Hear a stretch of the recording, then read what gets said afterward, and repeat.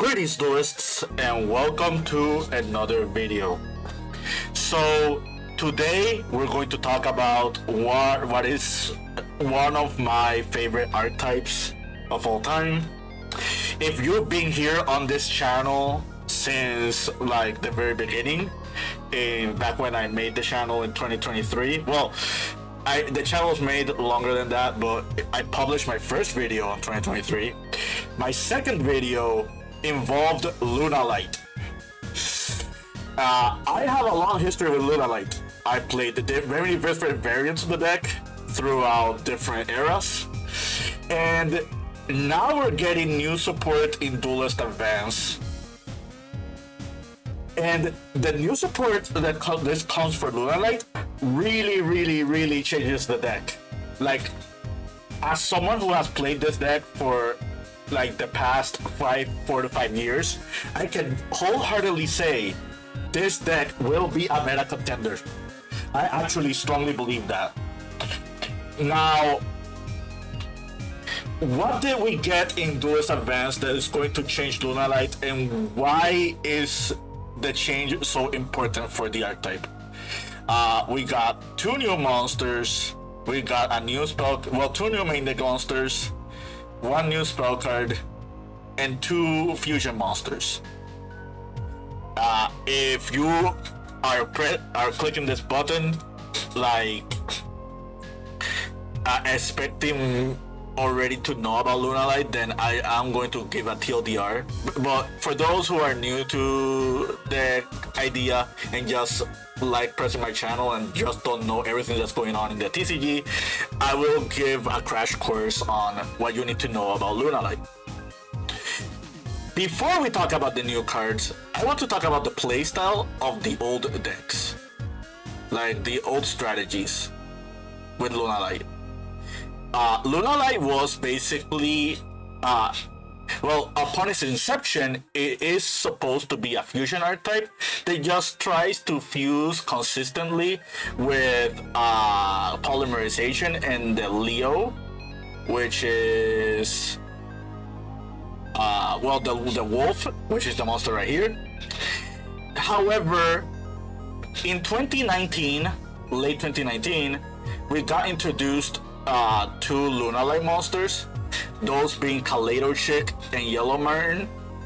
And even though the purpose behind these 2 cards were to facilitate your fusion summons, a big design flaw was found, and that flaw was that they were both level 4 and they didn't lock you into fusions. That is a really big deal because of Lunalight Tiger. Lunalight Tiger being a monster that reborns a Lunalight, not being once per turn to reborn them, and it negates their effects. But Kaleido Chick's effect to send was a cost. To send just already bolstered this as a rank 4 toolbox deck, or rank 4 toolbox strategies.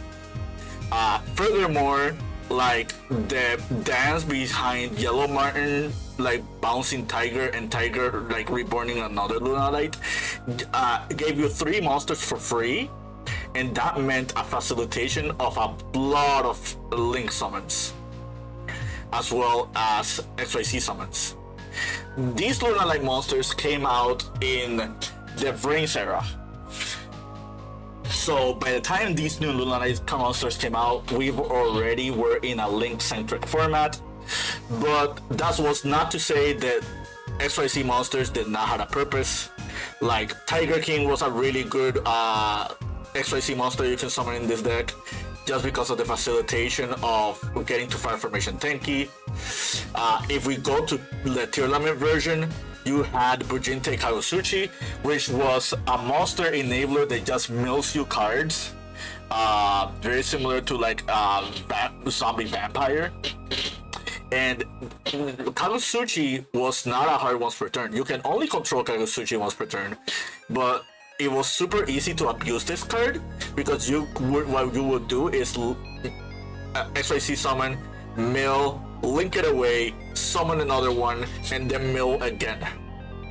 And all of a sudden you had a strategy that just milled like 10 to 15 cards. And that's not even counting Kid Kalos and Chaos Ruler both being legal back in the day. So it basically became a drilling machine engine that just tutored out to your Telement monsters. Fast forward into the future, Lunalight was still being experimented on, not to a very high degree. We did have Lunalight Tiger Limited, but even with Tiger at 1, the engine was still found in strategies like Telements. So we slowly kept getting Tiger back to multiple numbers, and Tiger was not a really relevant card anymore. We just had other engines that just facilitated the combo ability that Lunalight wanted to do. And at the end of the day, Lunalight was and still is, before Duelist Advance, a 2-card combo deck. At least for their main strategies. Fast forward into the future, we got Lunalight Tiger back to 3, and Lunalight's purpose and Lunalight's fulfillment as a rank 4 toolbox engine just got eclipsed by Heraldic Beast and because of Ryzeal and the soon to arriving the TCG Onomat engine. So, like, despite those other engines locking you, those engines did a way better job as facilitating XYZ summons than Lunalight. Now, what can we do with Lunalight now that just eclipses or like gives you an incentive of playing it over Ryzeal? Well, that's where the new cards come in. I'm going to speed run through all the explanations and then explain a little bit further. Gold Leo is a Stratos that ends up discarding a Luna, discarding any card, and then if any Luna ends up falling into the graveyard, it can recur back a Luna. Silverhound is basically emergency teleport for Lunalight if it falls into the graveyard by a card effect, but while it's face up, you're locked into Luna fusion, like Luna monsters. Masquerade is basically Foolish Burial for Lunalights. However, what it also does is that if you fuse for a Lunalight monster, you can recur back polymerization from your graveyard, same way as Kaleidoship can. And after it resolves, the polymerization can use your monsters in your graveyard, very similar to Lunalight Wolf. Perfume Dancer is a searcher for perfume, finally. And Liger Dancer is the evolution of Leo Dancer. If you remember Leo Dancer, back in the day, this is a monster that can attack twice, and it basically could nuke your opponent's monsters after the first attack. However, like, it cannot be targeted or blown up by card effect, which was like the really big upside to this card. The main issue is you needed Panther Dancer to summon this, and Panther Dancer needed a Cat Dancer to summon it. That's where Kaleidoship comes in, and Kaleidoship's effect to copy the fusion name. Liger Dancer is just the evolution of that. So you're probably thinking, well, a fusion monster that requires a fusion, that requires a fusion, that requires a fusion, probably isn't easy to summon, right? Well, thanks to Masquerade and thanks to Kaleidoship, it's a lot easier than you think. And that's like where I think the meta viability about this deck comes around. Lunalight is a very, very consistent deck now. Like, this hand is playable. That hand is playable. That hand is playable. Like, you hardly break in this deck.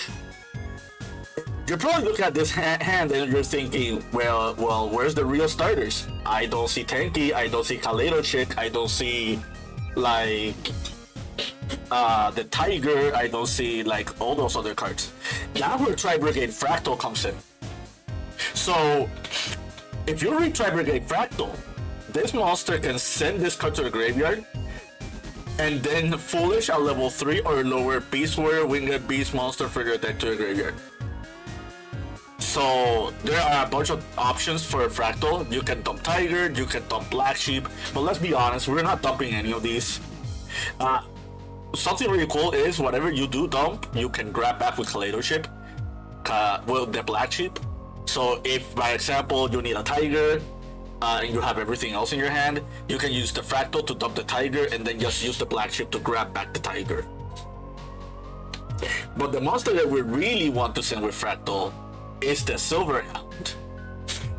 We already explained what Silverhound does. So we're going to use Fractal. Fractal is going to send the Silverhound, and Silverhound is going to trigger, and that's going to summon the Gold Leo. And if you remember what Gold Leo does, this is basically Stratos for Lunalights. So we're going to use Leo's effect. Leo's going to grab the Yellow Martin, and then we discard for Resolution. We're going to discard the Yellow Martin.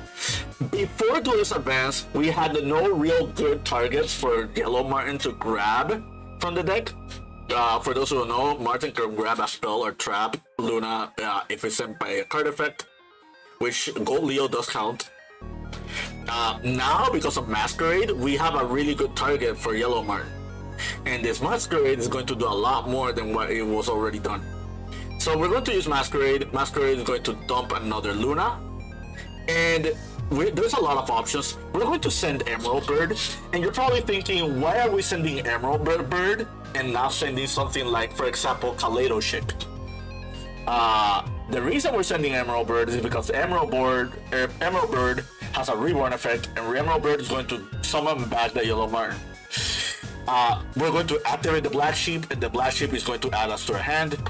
And you're probably thinking, well, there's 2 level 4s, why can't we just do the rank 4 toolbox play, right? Well, Silverhound locks us into Lunalights, while the monster summoned by Silverhound is face up on the field. And something else to note, since we discarded Black Sheep to add Polymerization, Gold Leo is going to trigger, and Gold Leo is going to grab us back the Black Sheep. This is something very similar to Necroquip Princess in the Fiendsmith deck. Like, very, very similar. And now all of a sudden you have back your hand advantage, and you have 3 cards on board. Now what we're going to do is we're going to Polymerization, we're going to fuse the Gold Leo and the Black Sheep. It's important that you fuse the Gold Leo, because as long as the Gold Leo is up on the board, you're locked into Lunalights. So we're going to use those 2, and we're going to summon Perfume Dancer. Black Sheep is going to trigger, it's going to grab back the Emerald Bird, and the Perfume Dancer is going to grab us Perfume. Are you noticing a pattern? We're back at 5 cards, we have a fusion, and we have like all these cards. And something we haven't done yet, we could have grabbed back the Polymerization because of Masquerade's effect. Actually, we're gonna do that right now. Let us grab back the Poly and send the Ash Blossom. So yeah, all of a sudden we're back at the same card count. And this is what I meant by like Liger Dancer not being that hard to summon. This requires 4 Lunalight monsters.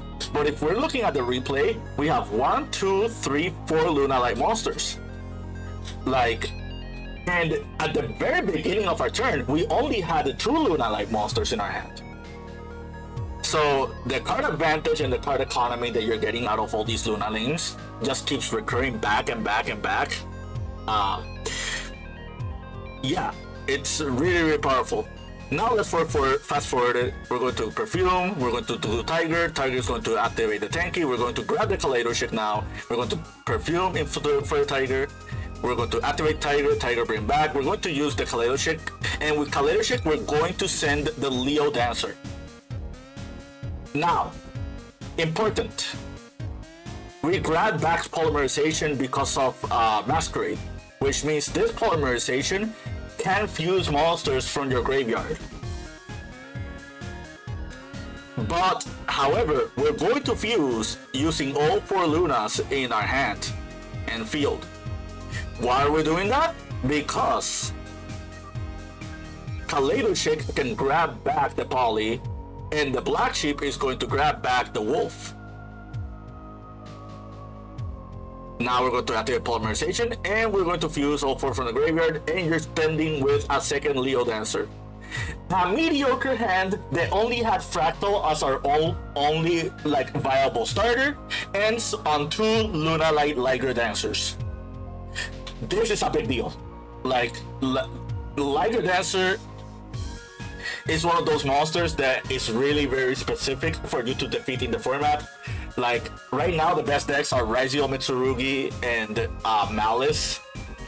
Those 2 decks can't beat 2 Leo Dancers. Like, maybe Raziel could get to like Dugaris with Detonator, but you know, they could be over 1 Leo Liger Dancer. How are you going to get rid of the second one? And like, Detonator's XYZ protection effect is only once per turn. You can use both Liger Dancers, quick effects, and send 2 fusions to just nuke your opponent twice.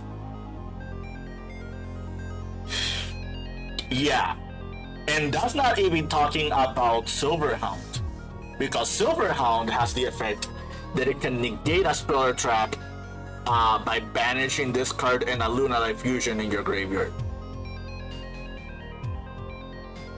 This is basically true Draco territory.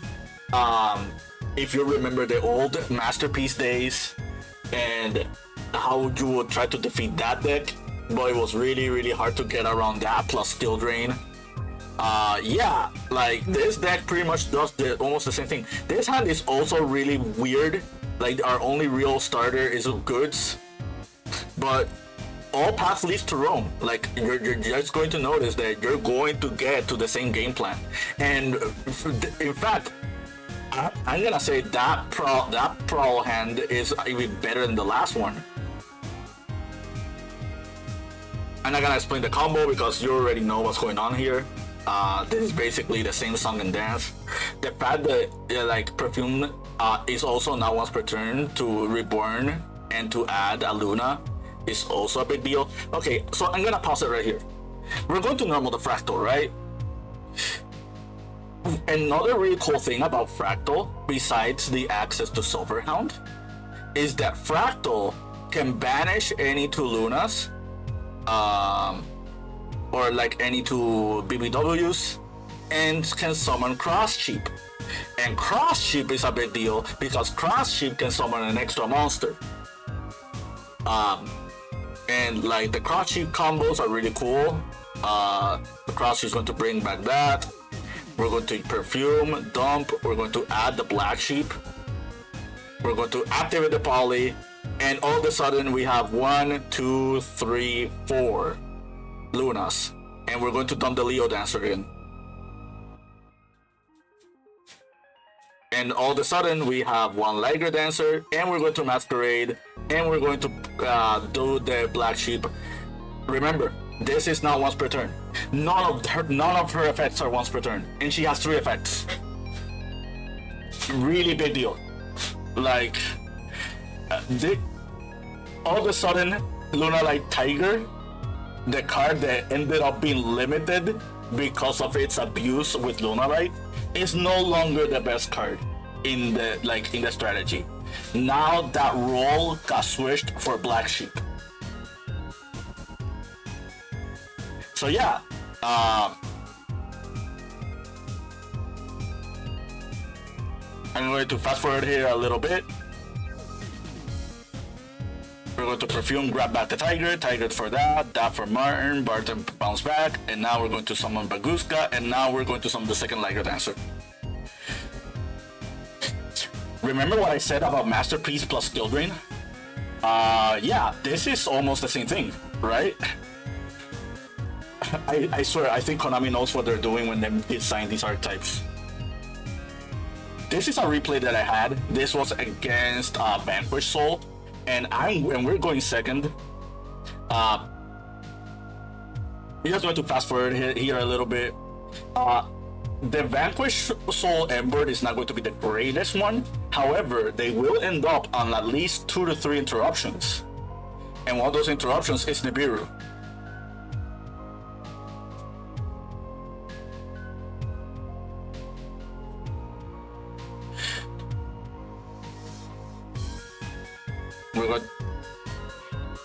I really don't know why they didn't end on Detonator before like summoning the Vanquish monsters.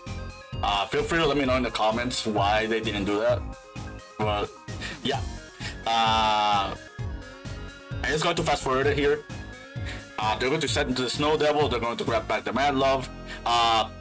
Yeah, this is another experiment. As you guys already know, I am playing Lunalights with the Mitsurugi cards at the moment. So this is me basically testing the waters, seeing how viable the new Luna cards are, and how many starters do I actually need in the deck or hybrid if I want to play a hybrid. So as you see here, they're trying to like stop me from getting to like my main monster cards. But here's the problem: like we have so many extenders. Like, we have the Perfume, we have the Black Sheep, the Thrust could get us into another extender if we want to. Lunalight Masquerade is another extender. Like, I don't think what Vanquish is doing is going to be enough. We're going to Perfume back the Leo. We're going to deactivate Black Sheep. Black Sheep's going to grab us Polly. We're going to Leo to grab back the Black Sheep. We're going to Masquerade, they're going to pop that. And they're going to scoop after the second Perfume ad. They're going to activate the Snow Devil. The Perfume Dancer that we're going to summon is should be getting popped, but it won't matter because basically everything that you lost will be grabbed back. So just pretend that the Perfume Dancer didn't resolve, but we're going to get back Kaleido, and we still haven't done Yellow Martin's bounce if I'm not mistaken. So like we were getting to that Perfume Dancer no matter what. And this is me like after they left, just showing you everything else that you can do. Like here's the Liger Dancer, here's the recuperation with the resources.